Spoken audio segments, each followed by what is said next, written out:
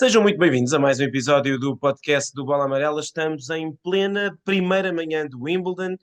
Estamos ainda aqui com os primeiros encontros a decorrer, ainda não terminou nenhum à hora que arrancamos com este nosso podcast de lançamento do torneio. Portanto, vamos ainda bem a tempo, até porque não acreditamos que venhamos a ter grandes surpresas, particularmente naquilo naquele que é o principal favorito a entrar em ação nestas primeiras horas, que é Novak Djokovic. Como manda a tradição, estreia-se esta segunda-feira, abrindo o corte central, vai defrontar o argentino Pedro Cachin na primeira ronda. De facto, nós já lançámos um bocadinho o torneio no podcast da semana passada, obviamente, quando abordámos a temporada de relva, estávamos com expectativa em relação aos quadros, e em relação ao quadro masculino, começando por aí, Pedro, a grande notícia talvez tenha sido inicialmente, e até um bom tema para começarmos, que é um tema recente. Inicialmente, uma das grandes questões era saber onde estavam não só o Andy Murray, que era um não cabeça de série, perigoso, talvez o mais sonante daqueles que não era cabeça de série, mas também o Nick Kyrgios, não é? Finalista do ano passado. Havia muitas dúvidas em relação a onde ficaria, tendo em conta que era um cabeça de série mais baixo. De facto, o Nick ficou do lado do Novak Djokovic, já sabemos que não vai jogar. Queria te perguntar se estás ou não surpreendido com isso. Sinceramente, penso eu, não ficar muito. E em relação ao Andy Murray, já depois posso também dar a minha opinião, mas interessante o quadro do Andy, não é? Ter ali a possibilidade de enfrentar o Tsitsipas ou o time na segunda ronda. Eu acho que ele não se vai queixar muito. Começando pelo Kyrgios, não me surpreende muito, embora seja uma lesão nova, uma lesão diferente, é um ligamento rasgado no pulso. Hum, Lá está, compreende-se que uma coisa dessas tenha acontecido porque ele esteve parado muito tempo. Eu imagino que ele tenha forçado muito nos treinos para tentar chegar ao pico da forma, e no meio desse trabalho o corpo acabou por ceder. Basicamente foi isso. E eu também estou em crer que mesmo que ele jogasse o Wimbledon, que não ia chegar muito longe, porque fisicamente estava a notar-se que ele de facto não estava nas melhores condições, e agora fica confirmada essa desistência. Facilita um bocadinho ali a vida ao Andrei Rublev, liberta um bocadinho mais o quarto dele, se bem que tem na mesma potencial confronto com o Novak Djokovic nos quartos de final. Portanto ainda não acredito que seja desta que o Rublev chegue às meias finais de um grande slam. Quanto ao Andy Murray, é de facto um dos jogadores, um, e é curioso porque ele calha numa potencial segunda ronda com o Stefanos Tsitsipas, que é número 5 mundial, mas é um encontro, não sei se tu concordas comigo, mas se esse encontro acontecer, eu não sei se o favorito não é mesmo Andy Murray, porque o Tsitsipas está a jogar muito mal em relva. O Murray, por outro lado, este ano chega com um grande ritmo, fisicamente está tranquilo, não tem problemas, e eu acho que pode de facto ser uma parte do quadro bastante negociável para o Andy Murray, que é o jogador com mais experiência em Wimbledon, tirando o Novak Djokovic. Se ele conseguir ir vencendo bem os seus encontros, acima de tudo, se ele não se meter em batalhas intermináveis que arrebentem com o corpo dele, eu acho que não é de todo descabido imaginar o Andy Murray, por exemplo, na segunda semana. E chegando a essa etapa, depois veremos o que é que pode acontecer, mas é um quadro interessante para ele. Obviamente, se o Tsitsipas jogar aquilo que sabe, no mínimo pode equilibrar o encontro e pode, obviamente, vencer, mas acho que é um quadro de facto interessante para ele, tendo em conta o que ele joga e que o Tsitsipas não está a jogar. Sim, eu concordo O contigo. clima, Acho a que mesma coisa. sim, eu concordo contigo, e acho que acho que foi um dos grandes pontos de interesse do sorteio, digamos assim. Este sorteio não teve propriamente, no lado masculino, não tem propriamente grandes notas a tomar, porque não houve assim tantos encontros bons como isso na primeira ronda. Há aqui alguns encontros, obviamente, interessantes, e nós fizemos essa análise no site. Enfim, havia o tal encontro do Kyrgios com o Gouffin, que já foi 2 vezes aos quartos de final de Wimbledon. Aqui e ali há alguns encontros interessantes, por exemplo, estou-me a lembrar de cabeça do Wawrinka com o Ruusuvuori, que é um encontro que pode ser espetacular. Há de facto alguns duelos bons, o próprio Fritz com o Hanfmann. Há duelos interessantes, mas não há assim aquelas mega histórias de primeira ronda. E do Murray Tem, Alcaraz, por exemplo. sim, não há assim encontros como tivemos em Roland Garros, por exemplo, em que tu percebeste, tipo, Baez, Monfils, tu percebeste, não sabias se aquilo ia dar numa coisa épica, mas sabias que ia dar qualquer coisa. Né? Provavelmente ia ser em som noturno e que ia ser interessante. Por exemplo, um encontro que agora se repete, o Arthur Fils com o Davidovich Fokina, é um grande encontro, mas em Roland Garros, de facto, ser um francês, era um encontro com outro pedigree, e tivemos aqui ali alguns encontros em que se esperava isso. Aqui em Wimbledon, de facto, esse, a colocação de Andy Murray e o facto de ele ter sido colocado com o Ryan Pennington e depois logo a seguir sair o Thiem e o Tsitsipas foi muito interessante. Eu concordo com tudo o que disseste. Acho que o Murray eh, é um bocado uma incógnita porque ele de facto não ganha o encontro em quadros principais ATP, se eu não estou em erro, desde Indian Wells. Portanto, é muito tempo. Ele não ganhou um único encontro em quadros principais de terra batida, perdeu à primeira em Monte Carlo, em Roma, em Madrid e só ganhou aquele Challenger. É verdade que ganhou encontros, mas foi Challengers. E também não ganhou encontros ATP em relva, porque ganhou 2 Challengers e depois foi jogar Queens e perdeu na primeira ronda. Portanto, vamos ver se ele consegue transpor o bom nível que apresentou nos Challengers em relva para Wimbledon. Eu estou em crer que ele não vai perder com o Ryan Pennington, obviamente. Mas é claro que Tsitsipas ou time, qualquer um dos dois, estamos a contar mais que seja o Tsitsipas, mas vamos ver o que é que vai sair desse encontro, porque nem um nem outro estão a ganhar encontros, mas qualquer um deles, se conseguir jogar a um nível, ao seu melhor nível, podem obviamente colocar o Andy Murray em sentido. Agora, eu também concordo contigo, se partirmos para um encontro entre Murray e Tsitsipas amanhã em relva, eu diria que o Murray ganha, ainda para mais no corte central, um jogador que já ganhou tantos encontros neste torneio, naquele campo, com o público de certeza muito do seu lado e com um adversário, se for o Tsitsipas, mas se for o time ainda pior, um adversário com pouca confiança neste momento, que não está a ganhar encontros e que seguramente não terá a tranquilidade para nos momentos certos, se calhar tomar as decisões certas e dar a volta a um jogador que sabemos que é muito perigoso. E mais, a conferência de imprensa do Andy Murray, eu achei não só aquilo que ele disse, mas também o tom. Achei muito, muito, muito descontraído e muito confiante. Agora podemos nos E enganar, mas ele antes estava muito mais na expectativa, deixa ver, vamos ver o que é que dá. Ele está com muita certeza que pode fazer estragos. eu acho que ele há muitos anos que não jogava um grande slam com tanta confiança e tranquilidade que pode ser feliz. Eu acho que isso é importante, apesar de ele ter 36 anos e de a qualquer momento ali haver alguma coisa que possa correr mal. Eu acho que ele se sente super confiante e super preparado para chegar longe. E lá está, se ele eventualmente passar pelo Stefanos Tsitsipas, a partir do momento em que passe por ele, é como se passasse a ser ele o quinto cabeça de série, não é? Ah, E a ter esse quadro, a ter o quadro do Tsitsipas. E isso, depois olhando um bocadinho mais para a frente, vemos que ele tem o Medvedev, se não estou em erro, nos Corda ali em quartos de seguida. final, o Corda ou o Medvedev, sim, nos quartos de final. Eu penso que o Medvedev Corda é oitavos. Ah, Um, mas sim, pode ser uma boa chance de ter ah, Andy Murray. Eu gostava de ter Andy Murray outra vez nos quartos de final do Grand Slam. Se eu acho que ele vai ganhar o Wimbledon, não acho. Acho que ele não ah. conseguiria ganhar. Acho que ele não conseguiria ganhar nem ao Djokovic nem ao Alcaraz hoje em dia ainda, mas se chegar lá perto, se fizer uma meia final com o Carlos Alcaraz aqui a Wimbledon, seria seguramente um momento espetacular para o ténis. Eu acho que este quadro masculino também precisa disso. Perguntando-te já sobre quem é que tu achas, obviamente, enfim, não vamos perder muito tempo outra vez a dizer porque é que achamos que Novak Djokovic é o favorito ao título. Mas se quiseres confirmar esse teu palpite e se ele ficou reforçado pelo quadro, eu acredito que sim, porque de facto ele ficou numa metade mais fraca, ainda para mais agora sem Kyrgios. Penso que sim, penso que não ficou. Acho que não haveria nenhum quadro que nos desacreditasse das chances de Djokovic ganhar em Wimbledon, mas este ajuda um bocadinho a reforçar.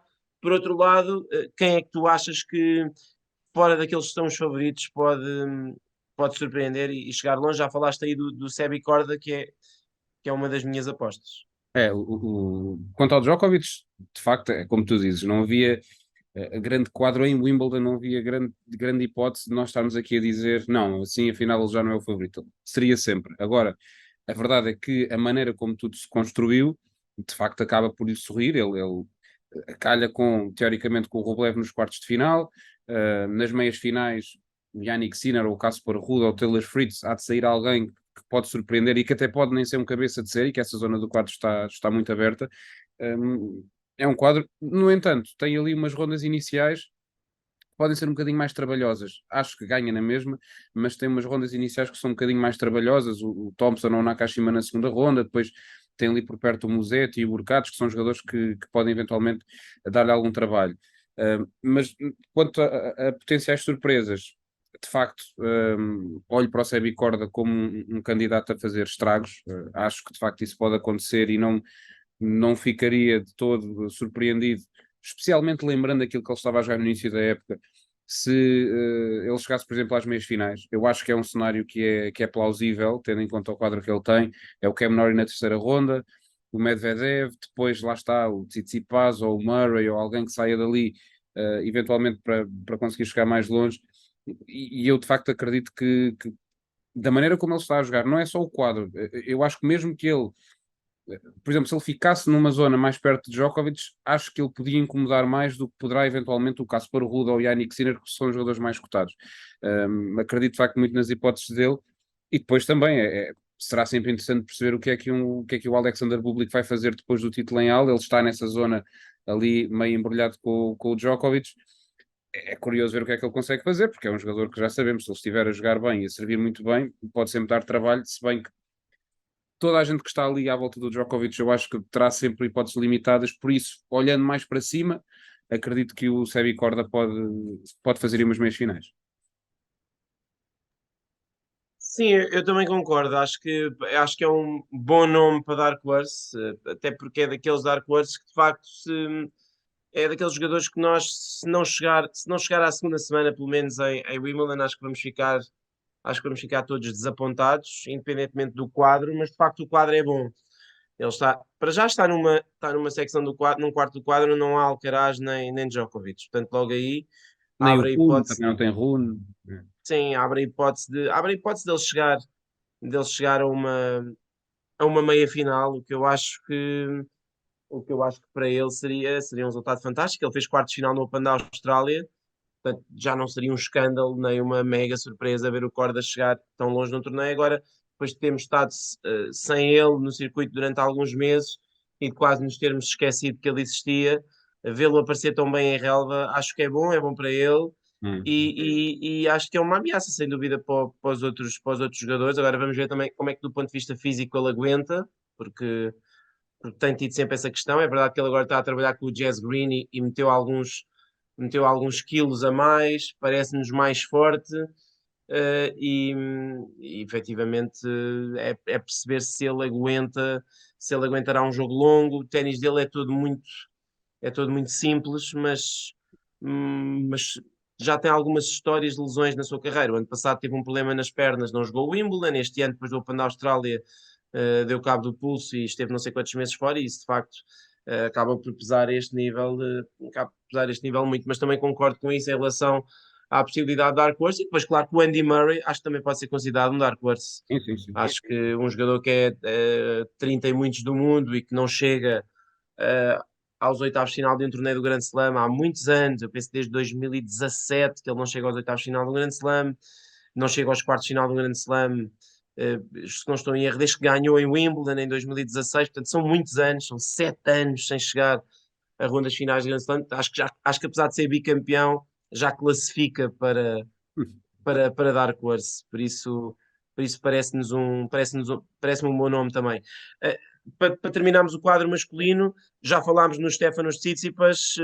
Quem é que achas que são os top 10 que estão em risco de perder cedo? Há também o Taylor Fritz, não é? Que tem uma primeira ronda duríssima e não está numa forma assim muito fiável, apesar de sabermos que ele em relvas tem tido boas temporadas e o ano passado chegou aos quartos de final. É por aí. O meu nome acaba por ser o Taylor Fritz, o Stefano Tsitsipas, e nos palpites que partilhámos no site foi toda a gente pelo Tsitsipas e compreensivelmente, mas de resto eu diria o Taylor Fritz, porque não está a jogar bem, tem sido uma desilusão nestes últimos tempos, porque ele tem feito uma temporada tão boa e foi muito consistente até agora, e de repente parece que teve ali uma quebra grande de confiança, de consistência e deixou de conseguir mostrar o seu melhor ténis. Diria o Taylor Fritz, ainda para mais com o Yannick Hanfmann, um jogador que já o derrotou em terra batida, é verdade, mas que já o derrotou este ano e que está a jogar bastante bem em relva. E depois também junto aqui outro nome, que é o do Frances Tiafoe. Não tanto dele estar a jogar bem ou mal, e ele entra no top 10 agora, ganhou o ATP 250 de Stuttgart, mas eu acho que ele tem um quadro, de facto não é simples. Ele começa com o Wu Bing, depois o Dominic Stricker, que é um jogador que se entra no ritmo e com o serviço pode ser traiçoeiro e pode ganhar em 3 tie-breaks. O próprio Alexei Popyrin, que é outra hipótese, também pode ser muito chato nesse sentido. Depois o Grigor Dimitrov na terceira ronda. Eu acho que o Tiafoe pode também chegar aos quartos de final, eventualmente com o Carlitos, mas tem um quadro que não ficaria assim tão espantado de ele desiludir e de cair na primeira ou na segunda ronda. Veremos, mas mais do que além do Tsitsipas, mais do que ele, o Taylor Fritz acho que está numa situação mais ou menos preocupante, sendo que lá está, se ele se soltar e voltar ao seu ténis, está numa zona do quadro em que depois pode acabar por chegar às meias finais porque não tens ninguém que seja claramente o favorito e claramente a jogar melhor do que os outros nesta altura. Sim, ele está na secção do quadro eh, mais fraca, não é? Na É, secção do Casper Ruud, se eu não estou em erro, é, portanto o Sinner, do Rude, é, olha, distraí-me aqui porque entretanto a Jéssica Pegula, que estava a comandar o seu encontro confortavelmente, está quase a perder o segundo set. Se calhar pode depois mudar um bocadinho daquilo que vamos dizer na próxima parte do podcast, mas sim, o Taylor Fritz é um desses casos. Eu acho que ele precisa de ganhar alguma confiança. Acho que precisa de um grande resultado em torneios do Grand Slam, porque desde que chegou aos quartos de final do Wimbledon e colapsou contra o Rafael Nadal, numa altura em que o Nadal estava a jogar sem abdominal, acho que foi meio traumático para ele. E depois a verdade é que ele perdeu a primeira ronda no US Open, segunda ronda na Austrália, terceira ronda em Roland Garros. Portanto, não têm sido bons os seus últimos Grand Slams. Eu acho que ele precisa de um bom torneio do Grand Slam. E vamos ver se eventualmente passar a primeira semana e se o Sinner também passar a primeira semana, teremos Sinner Fritz nos oitavos de final, o que seria naturalmente um encontro espetacular. Passando para o quadro feminino, uh, enfim, também não houve assim grandes novidades em relação ao sorteio, embora talvez tenha havido um bocadinho mais de conclusões a tirar, porque basicamente duas das três jogadoras que têm dominado o ano, Helena Rybakina e Irina Sabalenka, ficaram na metade inferior do quadro. Iga Swiatek ficou na metade superior, sabendo que ia jogar na segunda-feira, portanto ela assim, minutos depois de sair o sorteio de Wimbledon, uh, ela desistiu.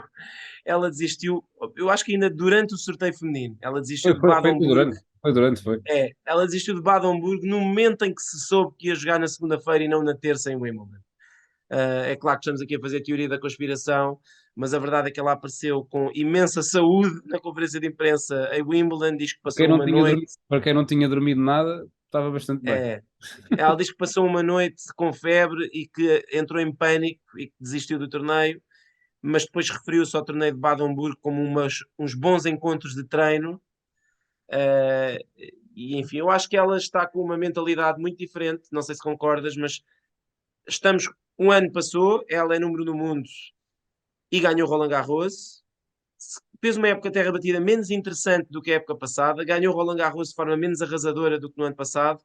No entanto, parece-me bastante mais confiante para o Wimbledon do que o ano passado. Não sei se sentes isso também. Sim, completamente. Desde logo pelo facto de ter jogado um torneio antes do Wimbledon, porque ela ano passado foi direta de Roland Garros para Wimbledon, estava no meio daquela série de vitórias e isso estava tudo a pesar, porque ela notou-se que entrou em Wimbledon claramente a sentir, bem, isto, um dia tenho de perder e provavelmente vai ser aqui. Eu acho que ela já ia quase mentalizada para perder e acabou mesmo por acontecer frente à Alizé Cornet na terceira ronda. Este ano fez uma preparação claramente mais focada e mais intencional para Wimbledon. A ir a Bademburgo, fez aqueles encontros, chega às meias finais, desiste.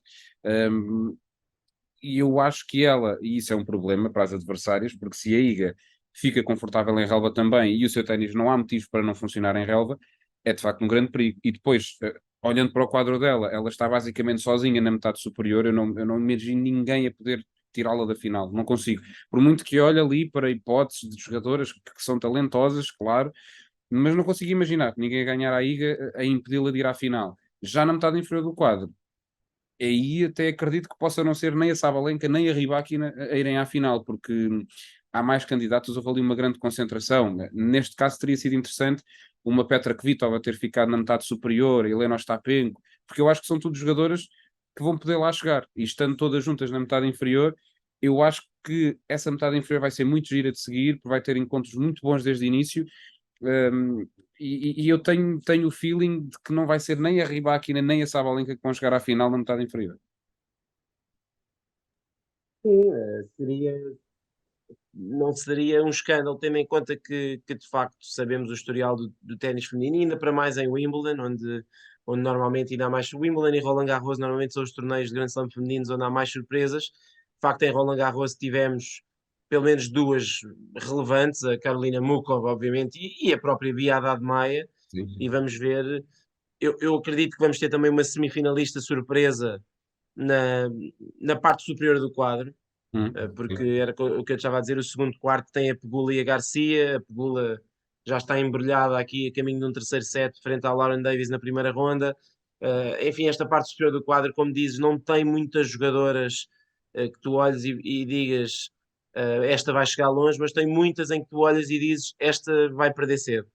E Exatamente. por isso vai abrir provavelmente a chance a algumas jogadoras que estejam um bocadinho mais fora do contexto, uma, sei lá, até uma Vitória Azarenka, uma Verónica Kudermetova, uma jogadora assim mais, um bocadinho mais fora do contexto. Agora acredito que, por exemplo, haja jogadoras que acabem por cumprir. Acredito que a Coco Gauff se calhar chega outra vez aos quartos de final e perca outra vez com a Iga Swiatek, a própria Jessica Pegula é uma jogadora que normalmente não é muito fácil de derrotar cedo, mas que não anda bem e em Roland Garros teve uma derrota muito estranha com a Elise Mertens, aqui em Wimbledon, em relva, uma superfície onde ela, apesar de ter ténis para ser bem sucedida, não tem conseguido ter bons resultados, já está aqui em dificuldades na primeira ronda, o que não augura grande coisa de bom. Mas estou de acordo contigo, a parte de baixo está muito interessante. Para além da Kvitova, que é uma das, acho que tem que ser considerada uma das favoritas a ganhar o torneio, porque dos Uhum. seus últimos três torneios ganhou dois, ganhou Miami, ganhou Berlim, ganhou um torneio em relva onde bateu várias jogadoras de toque. Acho que tem que ser considerada uma das jogadoras a ter em conta. E a própria Onze Jabeur, finalista do ano passado, não está em grande forma, mas é uma jogadora que está nessa secção do quadro e que pode defrontar a Kvitova nos oitavos de final, numa secção do quadro que também tem a Rybakina, portanto está muito pesado esse Lá quarto do está quadro. bem, também lá está. É o Ostapen que também lá está, exatamente, portanto acho que vai ser, sem dúvida, uma metade do quadro mais gira de acompanhar. Um, eu ainda assim fui na Iga Swiatek para ser campeã. Eu vi que houve quem fosse nas previsões, na mesma na Helena Rybakina, mas há algumas dúvidas, não é? Em relação até ao seu estado de saúde da casaca, parece que ela não está ainda a 100%. É estranho, porque foi supostamente um vírus, ela disse ter sido um vírus que a fez sentir-se mal em Roland Garros, com febre e não se conseguia mexer, não conseguia respirar e desistiu. Depois tem uma derrota em que joga muito mal na preparação para Wimbledon, e chega com essas dúvidas todas. E além das dúvidas, chega com a pressão de ser a campeã em título. E é verdade, não defende 2000 pontos, mas defende o estatuto de ser a campeã. E isso é uma coisa que acaba por pesar muito. E a verdade é que a Rybakina, tu olhas para a Iga, olhas para a Sabalenka e tu já vês aquela fibra de campeã, de jogadora mediática. A Rybakina ainda nem por isso, muito tímida, muito fechada, e eu acho que isso pode pesar um bocadinho, se calhar em ter alguns nervos. E depois há as dúvidas realmente em relação à sua condição física, e é também por isso que, é assim, se ela engatar, é óbvio que pode voltar a chegar longe, mas vejo mais dificuldades até porque lá está, ela está metida numa secção do quadro muitíssimo exigente, ela não vai ter quase encontros para descansar e poder gerir, ela vai ter de ser apresentada logo num nível alto, que eu tenho receio de que não vai aparecer por causa dessas dúvidas físicas, veremos como é que vai ser, mas de facto o meu palpite foi na Iga, acima de tudo, e se calhar podia não ter isso se ela não tivesse jogado em relva. Aí se calhar até não tinha apostado, mas daquilo que se viu da IGA em relva e do que se vê em termos de confiança, em termos de discurso, eu acho que ela está naquele modo de matadora que vai passar por cima das outras jogadoras. Sim, eu concordo. Acho que é possível que venhamos a estar aqui nas meias finais ou na final a elogiar a Iga, mas ainda com algumas dúvidas de como é que vai ser quando ela defrontar a Rybakina ou quando ela defrontar a Sabalenka em relva, jogadoras que a derrotaram na Hum. última vez que se defrontaram. Aliás, a Rybakina ainda não perdeu com ela este ano, portanto será interessante perceber que conversa é que faremos se estivermos aqui perante uma final Swiatek Rybakina no sábado, no último sábado, com a Rybakina na final, depois de ter passado uma série de obstáculos, estaremos aqui com o mesmo discurso, acho que provavelmente o discurso será um pouco diferente, mas olhando ao quadro, acho que neste momento parece-nos provável que de facto a Iga chegue à final. E também me parece provável que eventualmente se ela defrontando uma jogadora dessas, estaremos aqui perante a dúvida, será que ela vai passar aquele teste final e que final espetacular vamos ter. Mas lá está, vamos ter que ver o que é que vai acontecer ao longo da semana, porque se eventualmente a Sabalenka e a Rybakina forem surpreendidas durante a primeira semana de Wimbledon, a nossa análise se calhar ao quadro feminino depois muda também um pouco desse ponto de vista. Para terminarmos, em relação a jogadoras que acho que estão em risco, enfim, a esta hora, como dizia a Gula, já salvou um set point, mas está a tentar dar a volta aqui ao segundo set. Há uma série de jogadoras do top 10 que se calhar não estão em tão boa forma. A Maria Sakkari, a própria 11 Jabeur, já falámos dela. Maria Sakkari perdeu na primeira ronda de Roland Garros e tem outra vez um quadro horrível em Wimbledon. Marta Kostiuk na primeira ronda. Paula Badosa, que é verdade que está fora, mas para a segunda ronda do Wimbledon, Paula Badosa não é propriamente aquilo que tu queres apanhar. Depois na terceira ronda tem a Madison Keys, que acabou de ganhar a Eastbourne. Talvez seja o nome assim que está mais em risco, não é? A Maria Sakkari, olhando para o quadro. Acho que sim. Acho que a Maria Sakkari é a que está mais em risco e de facto, pobre Sakkari que tem um azar tremendo nos sorteios, tem sido terrível. Basta lembrarmos que em Roland Garros ela defronta na primeira ronda a Carolina Mukova, que depois não andou longe de ganhar o E, título. e pelo segundo ano consecutivo. Ela já o ano passado jogou com a Mukova em Roland Garros na primeira ronda e também perdeu. E E no mesmo corte. assim, é óbvio que ela é top 10 na mesma e que tem mais responsabilidade. E ela é favorita contra a Marta Kostiuk, mas não é todo garantido que ganhe, até porque sabemos da imprevisibilidade que a Kostiuk apresenta. E depois é como tu dizes, a Badosa na segunda ronda não é simpática. A própria Alison Risky em relva já conseguiu grandes vitórias em Wimbledon, inclusivamente. É. Embora esteja numa fase diferente. E depois a Madison Keys vem de um título, logo na terceira ronda, portanto isto é um caminho em que a Maria Sakkari também não consegue respirar grande coisa e eu acho que a certa altura ela até já é capaz de olhar para o quadro e pensar, pronto, lá vou eu outra vez, calhou-me isto tudo de novo e que se calhar mexe com ela, porque são muitas derrotas, ainda para mais nós sabemos que é uma jogadora que até tem sido consistente, mas depois não consegue dar o passo em frente e o passo seguinte. Mas eu diria que sim, diria que é a Sakkari. E depois estou muito curioso em relação à Arina Sabalenka, não pela primeira ronda, mas por uma eventual segunda ronda com a Camila Giorgi, porque eu acho que é um encontro muito perigoso para a Bielorrússia. Não sei se concordas, mas eu acho que acho que pode haver taça aí.